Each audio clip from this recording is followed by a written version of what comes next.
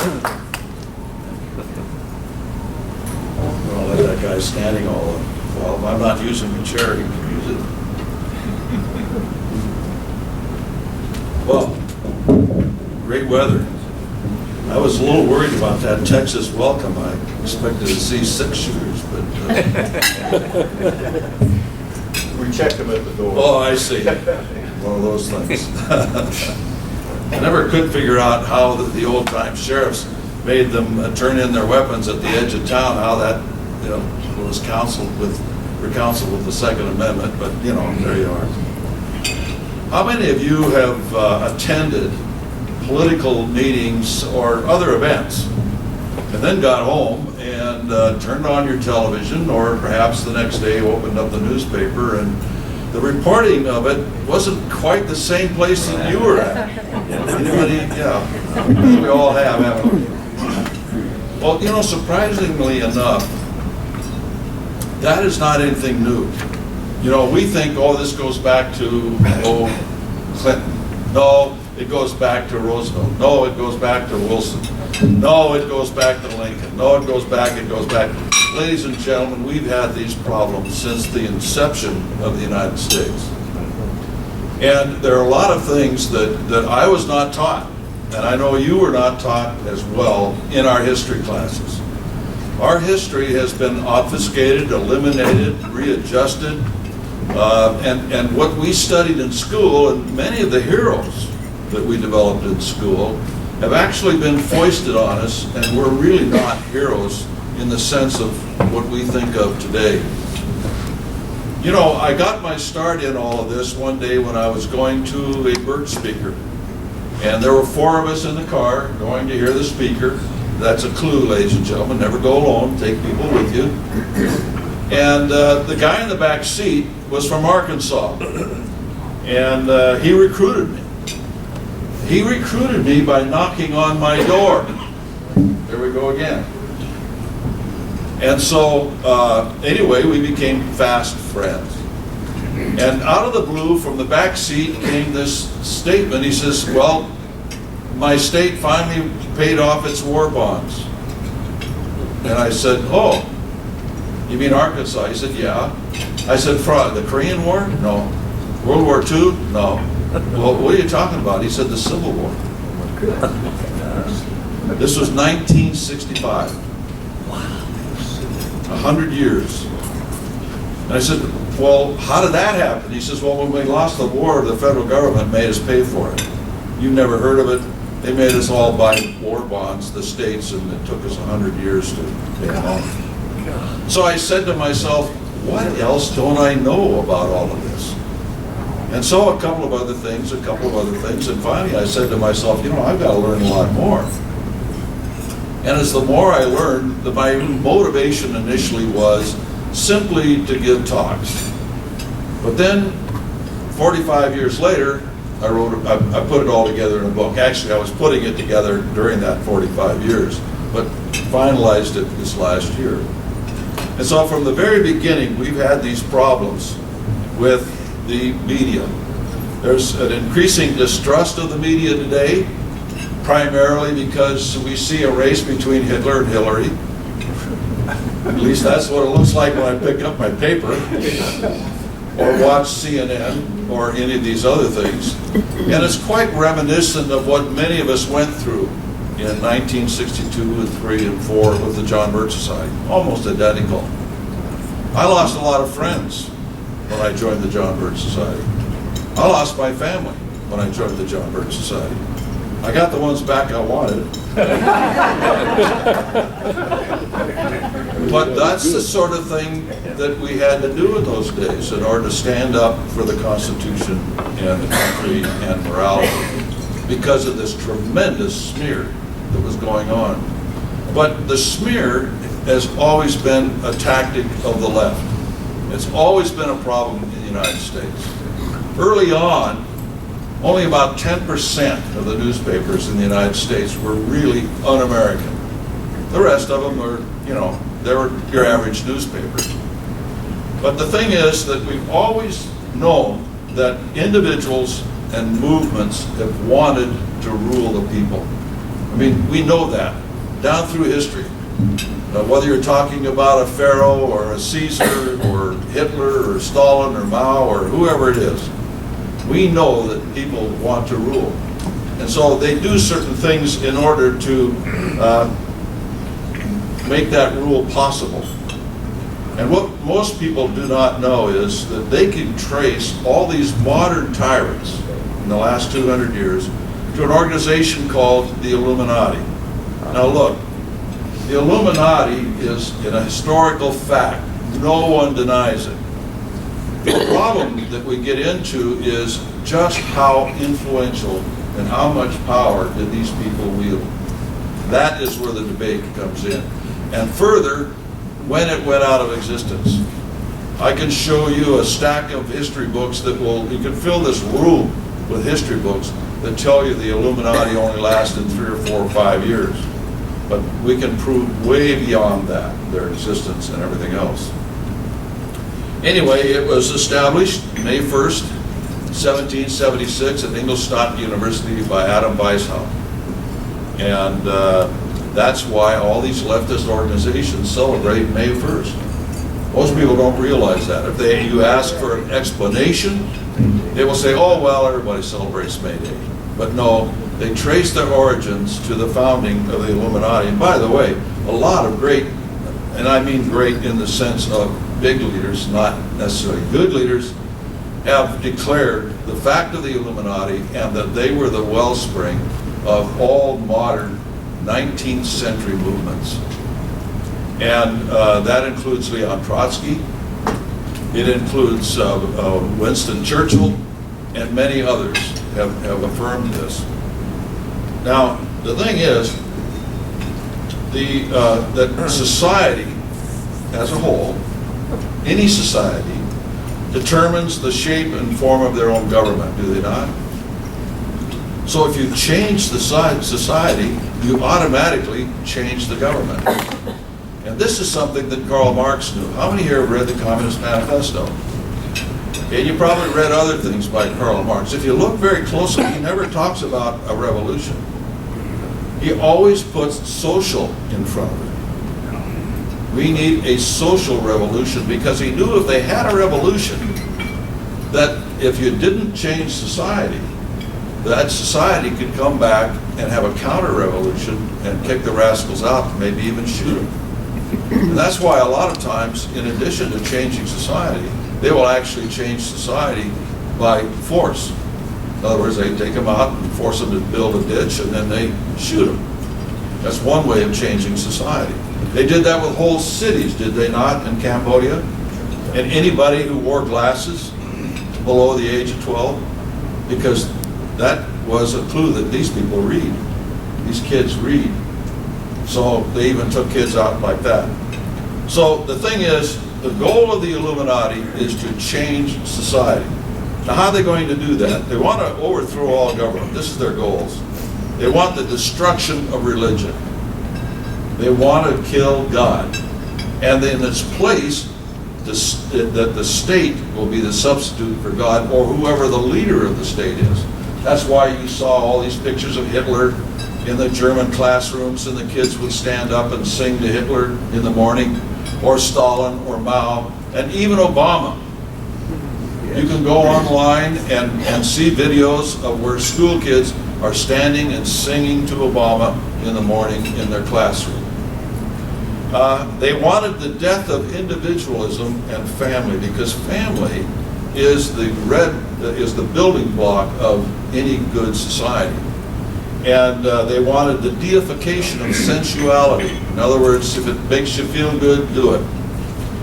They wanted repudiation of marriage. How far have they gone in our society with this?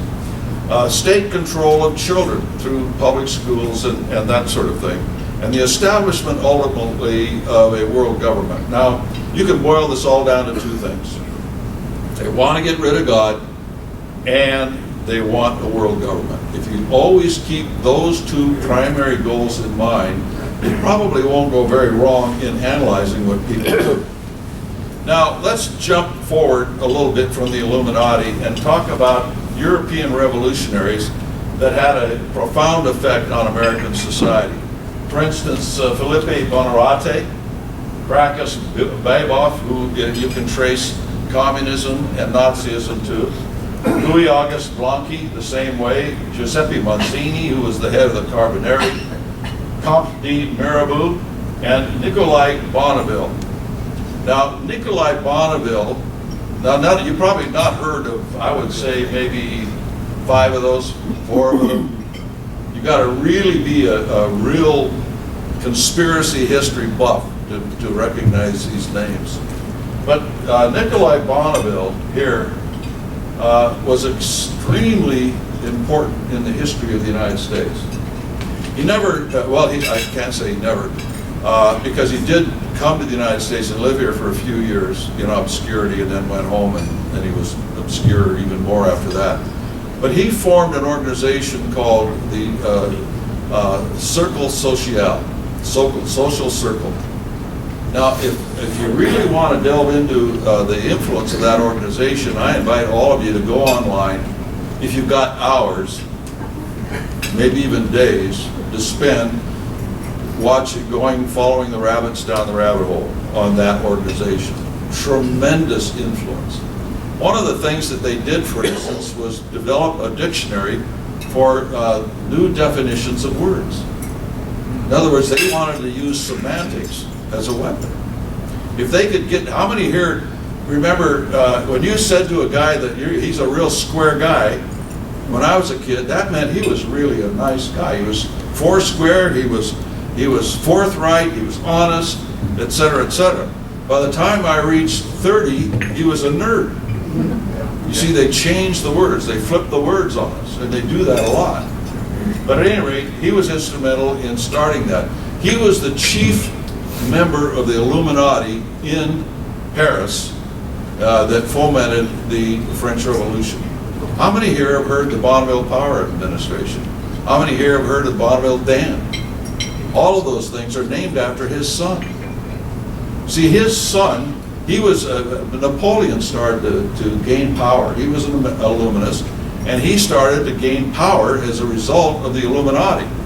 But this is the problem they've always had in this organization, is that they want to have the group control everything, and then somebody in the group finally says, no, I want to be leader. And the other goes, no, I want to be leader. It's kind of like the mafia. You know, and they shoot a guy in the barber chair down on Fifth Avenue in New York because he wants to be the big shot. And so this happens in this conspiracy as well. And so at any rate, he was going to be taken out, he knew it, by Napoleon.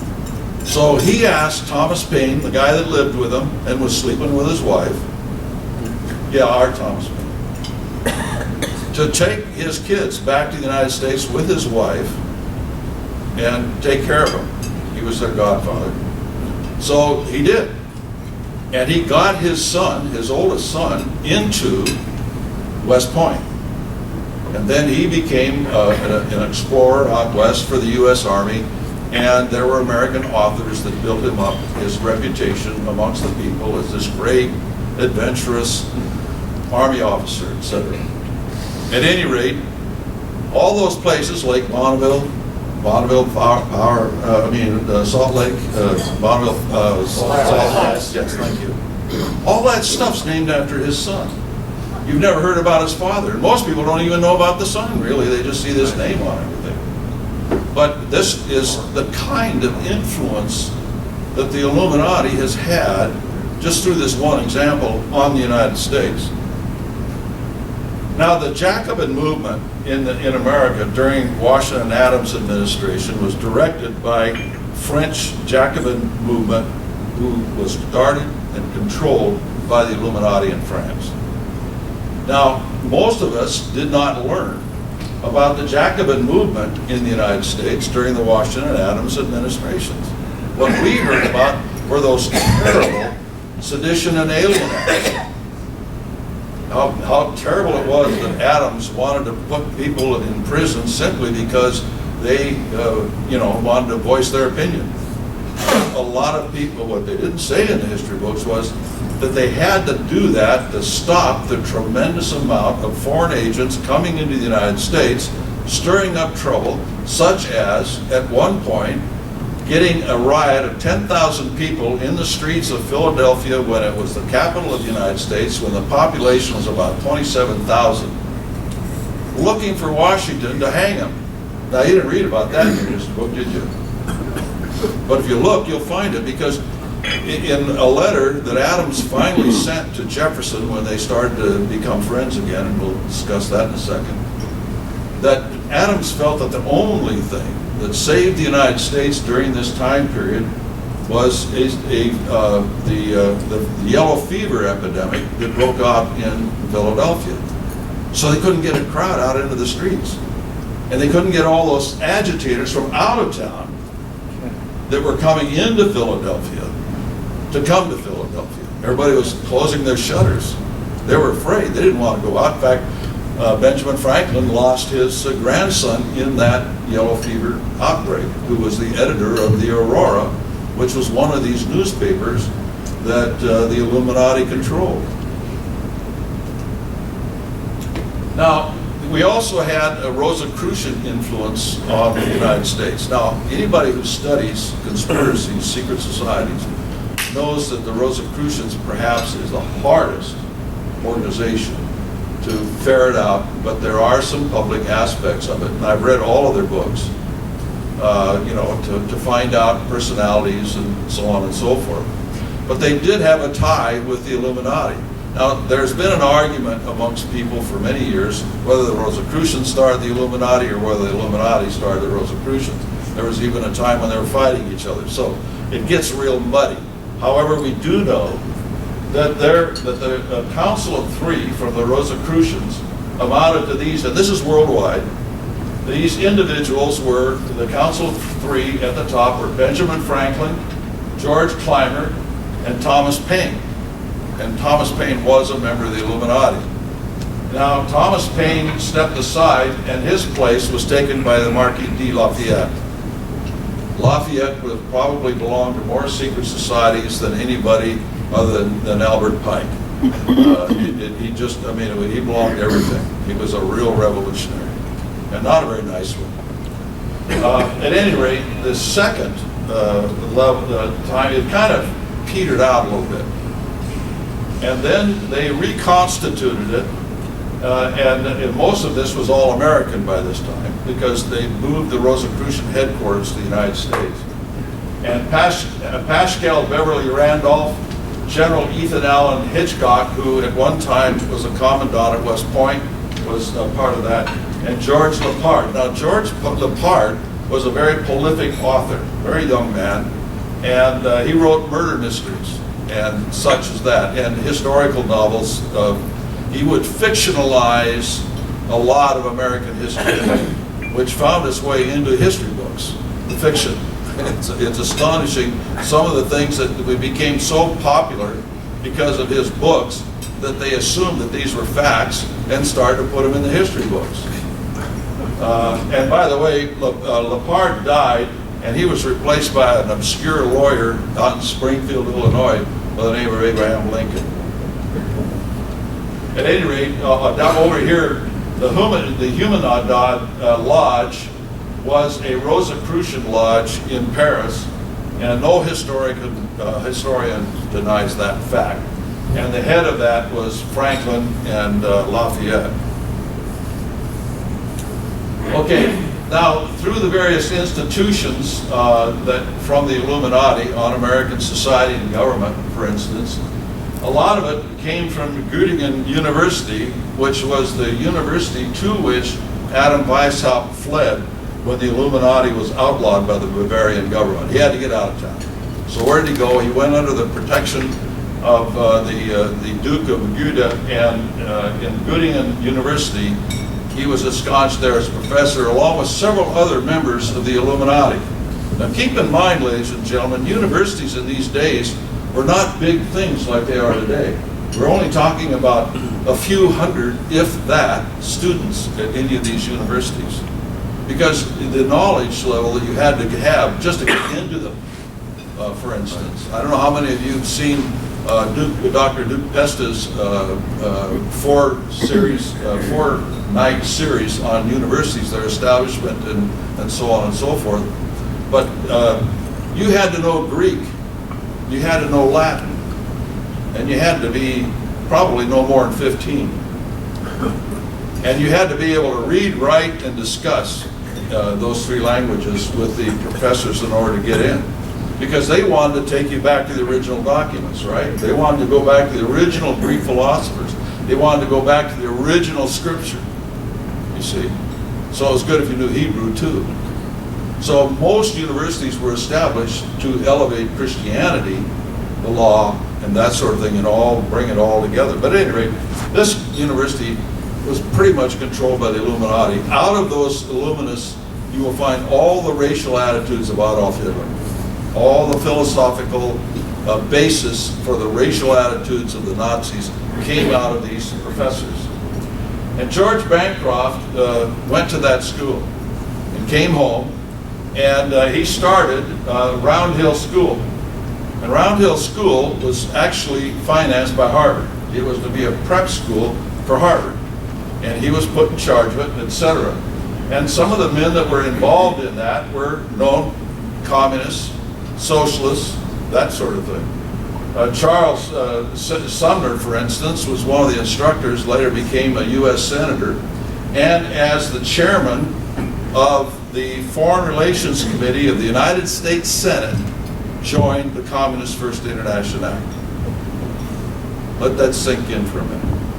The head of the Foreign Relations Committee of the United States Senate openly declared himself to be a member of the Communist International under Karl Marx. Oh, what party did he belong to? Democrat? Huh? Republican? Republican. Really? Republicans, well, we'll get into it. But at any rate, but under George Bancroft, he got into government.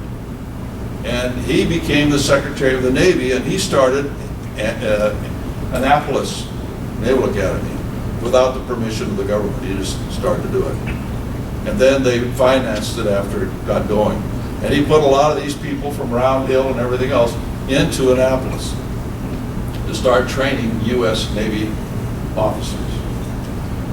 Anyway, some of these people, Edward Everett, for instance. Edward Everett was the first American assigned a doctorate from Brigham University. Edward Everett became, he came home and immediately trained Ralph Waldo Emerson.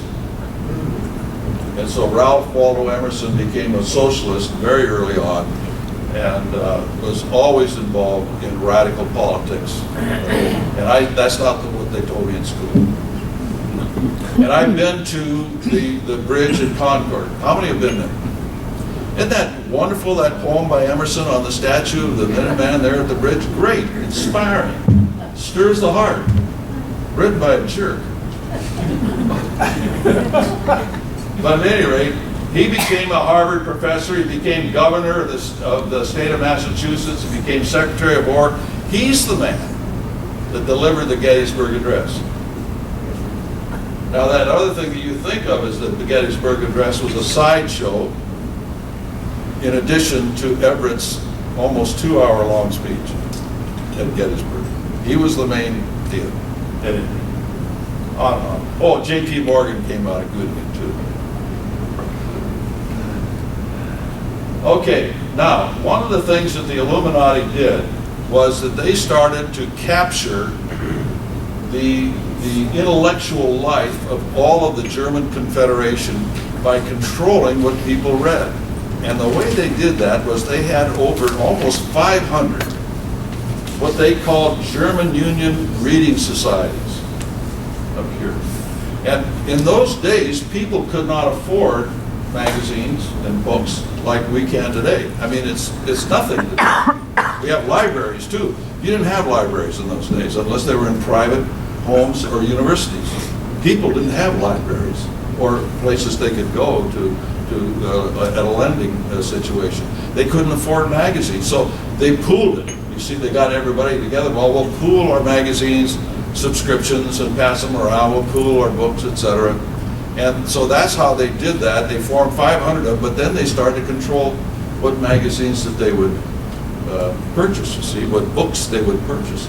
And so they put a control on all of these things until finally the real good publishers couldn't make it, the good magazines couldn't make it. The ones that fell in line with the Illuminati idea, they made it. And so from that day forward, they indoctrinated the German people completely, which ultimately led to the Nazi takeover of Germany. They were primed for it, for all this stuff. And also, a lot of these came over, the third generation came over as the German socialists, or 48ers, after the failed revolutions of 1848 and 49 and settled into the United States. People like Carl Schurz, big deal in the state of Wisconsin. They got statues, they got parks named after him and everything else. He was always under the leadership of the communists or the Carabinieri. And when he came to the United States, he was immediately promoted by all of these people involved in these things and elevated way beyond his ability or anything else, to where he became a trustee of the University of Wisconsin by 2 years. He became a colonel in the state militia after only being a lieutenant in Germany. All this within 2, 3, 4 years. Then he was a big leader in the foundation and formation of the Republican Party and was elevated within the Republican Party. Then he went on and was made ambassador to Spain by Lincoln. And then he came home, and then they made him a major general in the Union Army. After that, the war was over. He went back to Watertown, Wisconsin, and he went bankrupt. So they decided, okay, we'll give you a newspaper. Literally. Within a couple of months, he owned the newspaper in St. Louis. And one of the guys that worked for him was a fellow by the name of Joseph Pulitzer, a member of the Communist Internationale. Pulitzer Prize is named after Pulitzer, who was a member of the Communist Internationale. Some others. Anyway, so they did the same thing in the United States. They copied this through American literary societies, such as the Bird Club, the Radical Club, the Atlantic Club, the Saturday Club, and others, to where they started to organize the intellectual life of America. For instance, Hawthorne, Longfellow, Whittier, Whitman, Thoreau, Emerson, all these guys started to take over the literary achievement of all of America. And all the independent, individualistic philosophers and authors were shut out, to where you don't even know who they are today. But you know these guys because these are the guys we were taught about in school, right? And so that's what happened, and it's never changed since those days, ladies and gentlemen. They've had it ever since. Also, down through Marx and others, you find Horace Greeley, who was the publisher of the New York Tribune, the largest Sunday circulating newspaper in the United States. Horace Greeley was a member of the Communist Internationale. And he helped form an organization that established almost 50 communist communes all over the United States. We'll talk about one or two in a minute. So these are communists who influenced American politics. Karl Marx, Wendell Phillips, Sumner, Greeley, Robert Dale Owen, Victoria Woodhull, Friedrich Sorge. Now, we've already talked about these two, but Wendell Phillips was a renowned abolitionist who hated the Constitution, and he was a radical Republican member of Congress. He also joined the Communist Internationale. Robert Dale Owen was the son of Robert Owen, who was probably one of the most leading influences on establishing communist communes around the Western world, particularly at New Harmony in the United States. He was not just a communist. He politely called himself a spiritualist. But what it meant was that he was anti-God, basically. By the way, he was named our ambassador to Naples by Lincoln. Victoria Woodhull was the head of Section 12 of the Communist Internationale in the United States. Her sister was Vanderbilt's mistress. And Vanderbilt helped these two communist these two communist women to establish the first, what we would call, Wall Street Journal. The first newspaper devoted to Wall Street and had heavy advertising from all these industrialists and bankers and speculators and everything else. It was run by the communists. And she was the first, her and her sister published the first American edition of the Communist Manifesto. So if you think that all these robber barons like Morgan and Vanderbilt and all those guys are anti-communists, no, it doesn't work. Frederick Sorge came over from Europe and ran the Communist Internationale at its new headquarters. See, everybody thinks that the Communist Internationale was headquartered in Moscow because they don't go back far enough for one thing. But you see, Karl Marx and Engels moved the communist headquarters, the world communist headquarters, to New York City in 1872. And it's been headquartered out of there ever since. You think it's Moscow. Now, how do you change society? What are the catalysts for changing society? Well, war, terror, economic collapse, mass immigration. Terrorism brought about the war in the United States. The war has to take place on the soil of the country you're trying to change, okay? They couldn't get anybody to invade the United States. I mean, that's just ridiculous. So they created a condition to bring about a war inside the United States. It took them several years, but they worked hard at it and were successful. And they used the tactic of terror, both verbal and physical, to bring that about. Now, before we get into that too much, I just want to point out these are industrialists who finance socialist and terrorist causes. I've already talked about Owen. Frederick Engels, the partner of Marx, was an industrialist. Garrett Smith, who was worked with Astor, and he's one of the guys that they blame for John Brown, but that's just to throw you off. Andrew Carnegie. Andrew Carnegie was a Chartist. That is a word for English communist, okay? It got so bad in England that he had to leave because of his leadership in the movement of Chartism and come to the United States. If you read his autobiography or any biography written about him, he will state in there that my dream is to grow up and kill a king, you know, and nobles and everything else. That's the kind of thinking this guy had. So we all think he's a great guy. He established a chain of libraries around the country, right? But if you think about it conspiratorially, you'll say, well, wait a minute, I can control what people read while looking to be their benevolent provider, then it makes him a real great guy. I challenge anybody to go to your local library and put Birch books in there. Huh? I got 2 librarians fired because I convinced them to do it. And I gave up on the 3rd one. I didn't want to get her fired. That's an honest to God truth. You need this. I mean, you got anti-Birch books. Well, how about this Blue Book, The Politician? How about American Opinion magazine?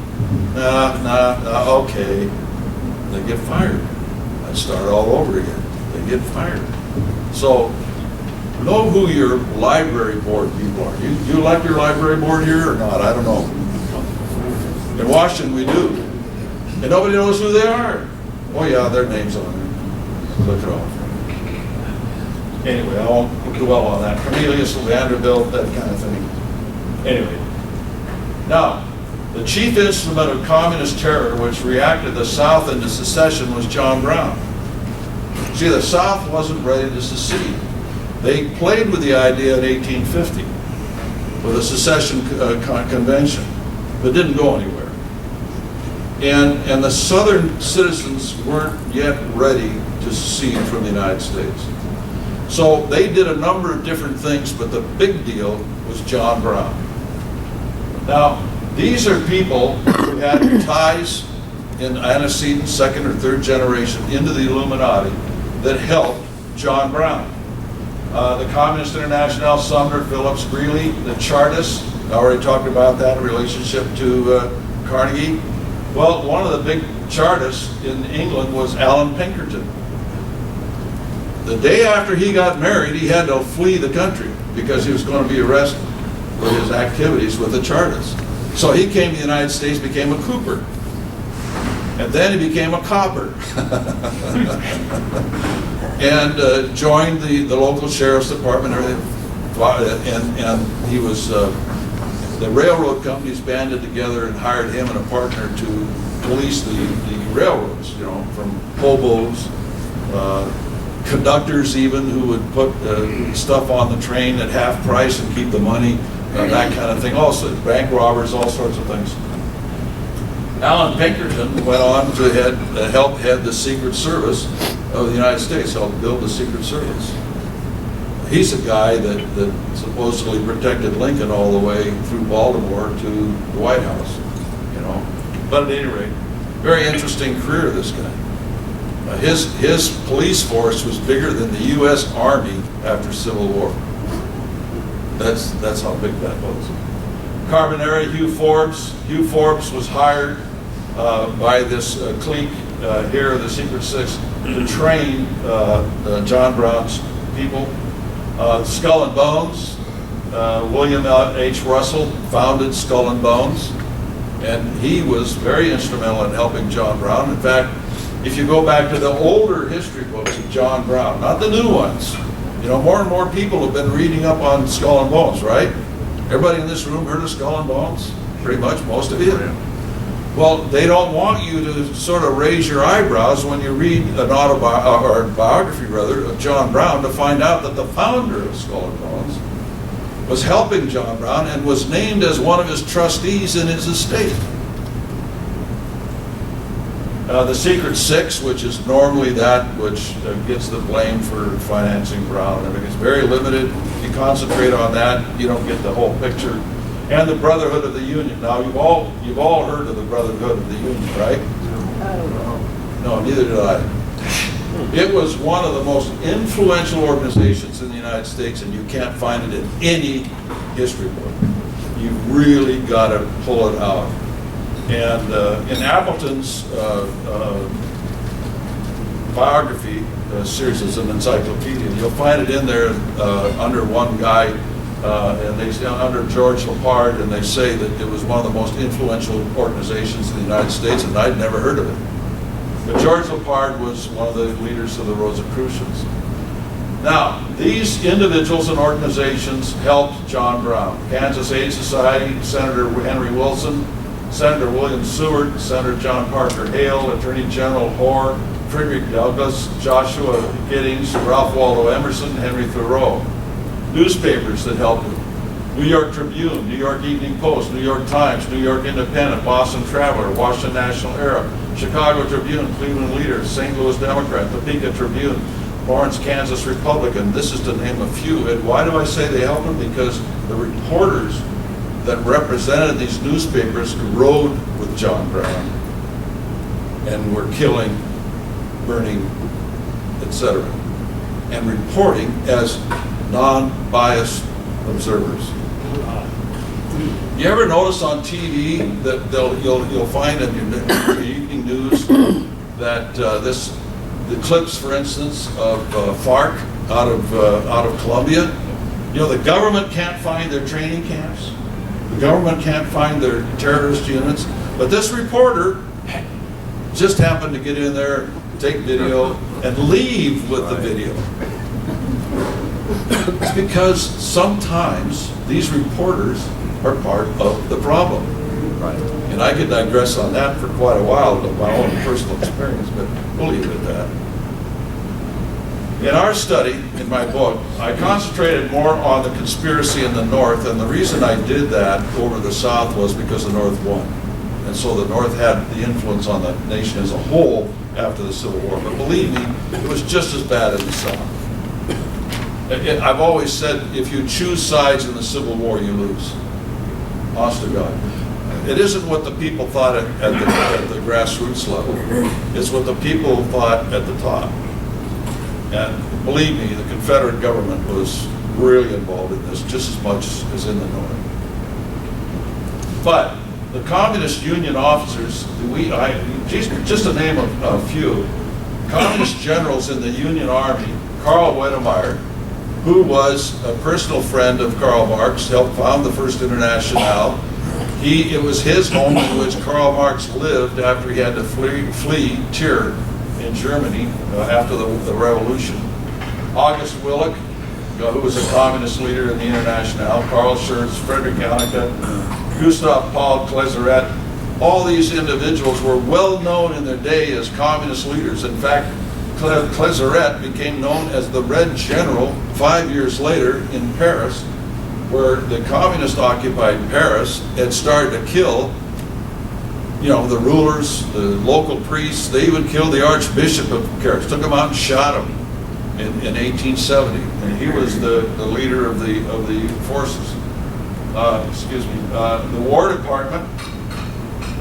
When Edwin Stanton was up as nominated and up for confirmation before the Senate of the United States as Secretary of War, the leading communist in the Senate, Charles Sumner, referred to him as one of us.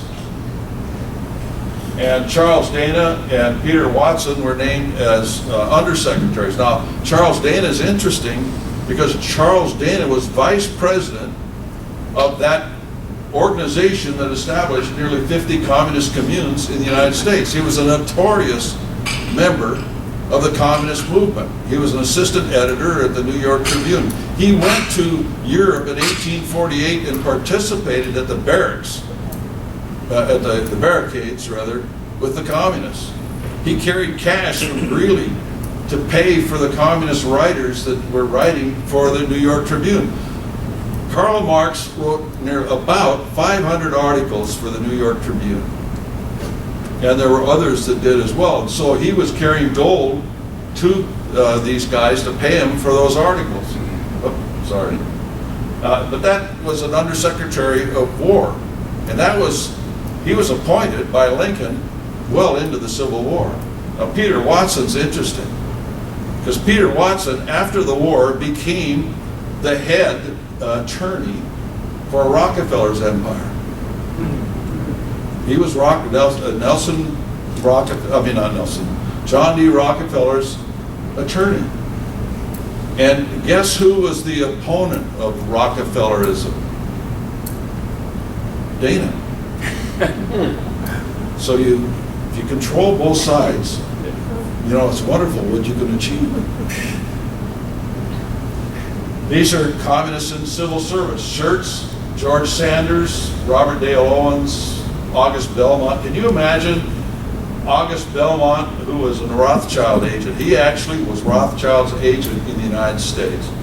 Was named our ambassador to the Netherlands. They made him chairman of the Democrat Party, and he's the guy that originally proposed the Ostend Manifesto, which basically told Spain, give us Cuba or we'll take it away from you. Now you can imagine that probably upset Spain. But how many other houses of Europe did it upset?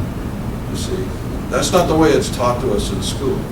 It was just a bold-faced imperialistic move. But George Sanders is interesting because he was the leader of the Carbonari in the United States.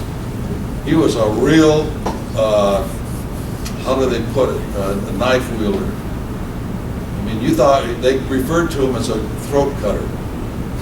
That's how bad he was. He was a prime leader in the Democrat Party in the South. His grandfather was involved in treason against the United States on the part of Spain some years before. But at any rate, he was sent to London by Pierce, President Pierce, to be our consul in London, okay? And he and Buchanan, who was our ambassador to the court of St. James, held a reception for all these communist and Carbonari revolutionaries in their house, at which they proclaimed that we've got to kill all these leaders of Europe, and they sang the Marseillaise when it was over. That was the communist song, by the way.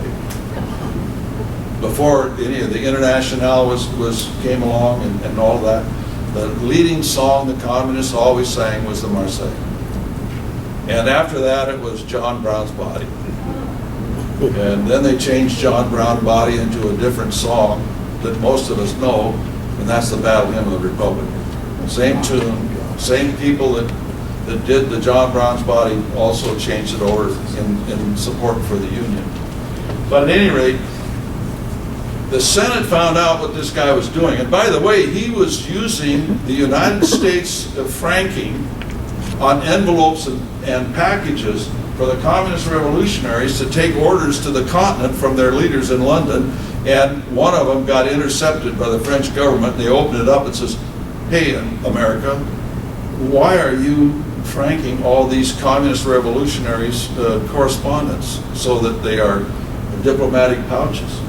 So the Senate didn't like that much, and so they didn't confirm Sanders. He was there several months, but they didn't confirm him. He came home and gave a speech in New York. And he says, "You know what we need is to reinstitute the guillotine, only this time powered by steam." Ka-chunk, chunk, ka-chunk.